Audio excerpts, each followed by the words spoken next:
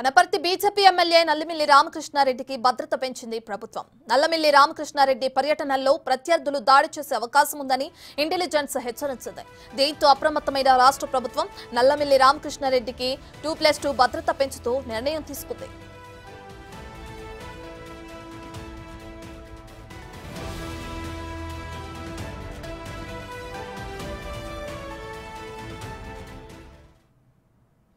ఇదే అంశానికి సంబంధించి మరింత సమాచారాన్ని మా ప్రతినిధి శివశంకర్ అందిస్తారు.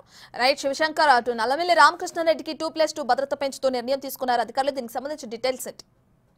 థ్యాంక్ యూ రత్న. ఏదైతే నల్లమిల్లి రామకృష్ణారెడ్డి ఉన్నారో ఆయన ఎలక్షన్ ముందు కూడా టీడీపీ నుంచి బీజేపీకి మారారు. బీజేపీకి మారిన సమయంలో కూడా ఏదైతే ఎక్స్ ఎమ్మెల్యే ఇప్పుడు ప్రస్తుతం మాజీ ఎమ్మెల్యే ఉన్నారో సూర్యనారాయణ రెడ్డిపై చాలా ఆరోపణలు చేశారు. ఏదైతే అవినీతికి 500 కోట్ల అవినీతికి పాల్పడ్డారంటూ తన దగ్గర ఆధారాలు ఉన్నాయంటూ కూడా ఆయన చెప్పిన పరిస్థితులు ఉన్నాయి గతంలో. అయితే ఇప్పుడు ఆయన ఎమ్మెల్యేగా గెలిచిన తర్వాత దాని మీద కూడా కొంచెం వర్కౌట్ చేస్తున్నారు. ఏదైతే ఇప్పుడు మొన్న స్పీకర్ వచ్చినప్పుడు కానీ లేదంటే మినిస్టర్స్ వస్తున్నారు, ఎంపీ కూడా బీజేపీ పార్టీ ఎంపీ ఇక్కడ రాజమండ్రిలో గెలవడంతో ఆయనకు బలం పెరిగింది అంటూ కూడా ఆయనపై దాడి చేసేందుకు యత్నం చేస్తున్నారంటూ ఇంటెలిజెన్స్ రిపోర్ట్ రావడంతో అతనికి భద్రత పెంచాలంటూ కూడా ఎమ్మెల్యేకి భద్రత పెంచాలంటూ కూడా ప్రభుత్వం నిర్ణయం తీసుకుంది. ఇప్పటి వరకు 1+1 ఉన్న భద్రత 2+2కి పెంచుతూ కూడా ప్రభుత్వం నిర్ణయం తీసుకున్న పరిస్థితులు ఇక్కడ కనిపిస్తున్నాయి.